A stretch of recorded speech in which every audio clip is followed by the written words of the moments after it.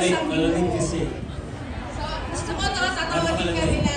Ano ang pangalan ni David sa Maria Clara Ibarra?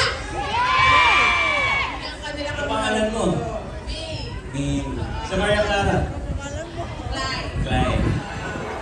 So, I'm sure hanapin nila kung nasan si Binibining Clyde. Pero, bago tayo susunod at bago po sila hatugan ng iba pa at mga tawhidin, gusto natin salamatan ang ating mga friends. Make this possible para madala ka dito sa Japan. Okay?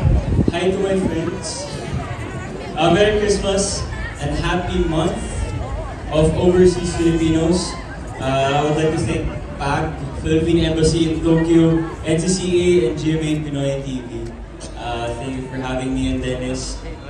Sana ay hindi kayo masyadong Kaya din sila nandito dahil maagang pamasko to ng ating mga kaibigan from PAG and our Philippine Embassy in Tokyo. And syempre ngayong December, pinagdiriwang natin ang Month of Overseas Filipinos dahil lahat ay pinagdiriwang ang pagiging magiting at magaling na Overseas Filipinos. Tama po? Dami kong sinasabi. Pero ito na nga, may isa pang hinanda si David para sa inyo. Ready na kayo? Hindi ko naririnig. Ready na kayo? Show your love once again, Mr. David Licampo!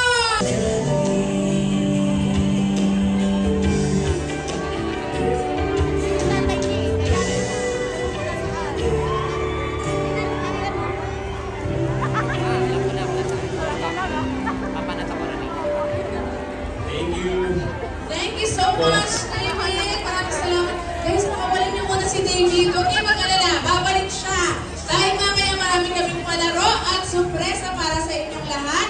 So, magbabay ka muna po ng dali sa ating mga kaibigan. Ano yung Japanese I love you? Aishiteru yo. Ano daw ang Japanese I love you? Turuan natin! Aishiteru yo. Hontoni. O, so sigaw kayo. I love you, David, in Japanese. 1, 2, 3, go! Para namang kanya-kanya kayo. Ulit! 1, 2, 3, go! Aishiteru yo.